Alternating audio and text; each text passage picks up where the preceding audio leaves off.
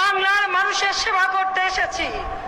মা বাবা ভাই সব হারিয়ে, সব হারাবার বেদনাকে সম্বল করে আমি বাংলার কৃষক শ্রমিক মেহনতি মানুষের মুক্তির জন্য সংগ্রাম করতে এসেছি। আমার সংগ্রাম সেই দিন সফল হবে বাংলার দুঃখী মানুষের মুখে যেদিন হাসি ফুটবে, বাংলার ঘরে ঘরে কোনো হাহাকার থাকবে না, বাংলার আকাশ বাতাস ক্ষুধার্ত নরনারীর হাহাকারে ভারী হবে না, বাংলার মানুষ ক্ষুধার অন্ন পাবে, বস্ত্র পাবে, বাসস্থান পাবে, চিকিৎসা পাবে, শিক্ষা পাবে, উন্নত জীবনের অধিকারী হবে।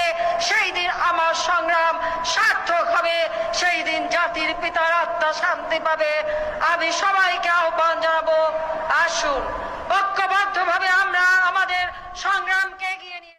দাদা তোর পায়ে পড়ি রে, দাদি তোর পায়ে পড়ি রে, ও দাদা ও দাদি ও বাবা বিয়া করাই দে আমারে, শাদি করাই দে, বিয়া করাই দে আমারে, শাদি